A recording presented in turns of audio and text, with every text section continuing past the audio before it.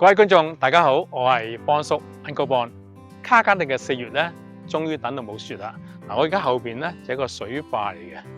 咁有觀眾問我喎，卡加利而家嘅樓市咧係咪好差？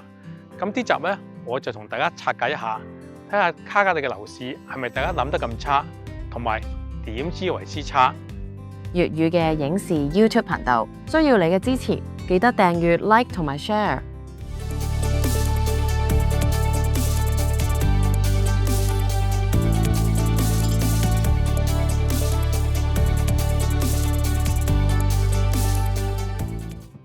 差唔差咧，就要睇翻數據啦。今日咧，我用地產局2月份嘅數據同大家分析一下而家卡加利目前樓市嘅情況。要了解市場，先要設定2個身份，一個係買家，一個係賣家，分別代表出貨同埋入貨。個市道好嗰陣時咧，啲買家咧要求價錢買得高；個市道唔好咧，賣家要求嘅係買得出。我哋成日聽見一個名詞叫做 buyer market。另一個名詞叫 seller market， 咁我哋聽下 AI 老師點樣解釋啊。Seller market 係指買家大晒，市場上放盤好少，一個新盤上市，幾十個人去爭，皇帝女唔憂價。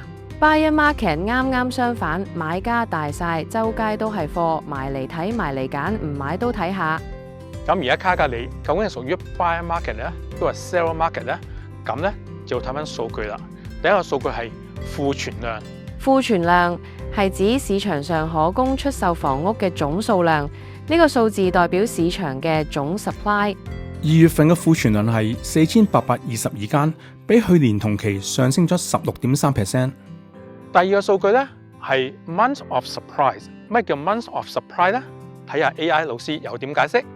Months of supply 簡單解釋係你老婆罷工唔肯去買餸，但又唔俾你去買，咁屋企嘅儲糧可以捱幾多日呢？卡加利2月份嘅 months of supply 係3.16個月，比去年同期咧升咗30.9%。咁3.16個月又係一個乜嘢概念呢？3.16個月都仲係 balance market， 不過就偏近 seller market， 通常超過6個月先算係 buyer market。2月份卡加利新上市嘅屋咧有2766間，賣出嘅咧只有1526間，咁好明顯係供過於求啦。理論上咧，供過於求咧，價錢就會跌嘅。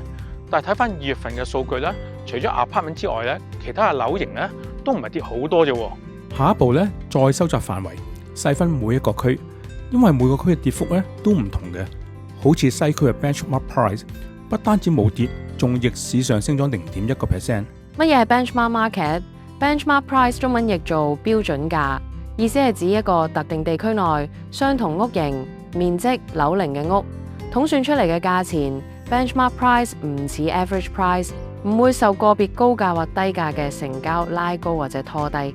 所以如果你而家問我卡加利嘅樓市係咪好差，從數字睇就唔係，仍然係屬於 balance market。咁究竟係點樣呢？我會用一個慢字去形容。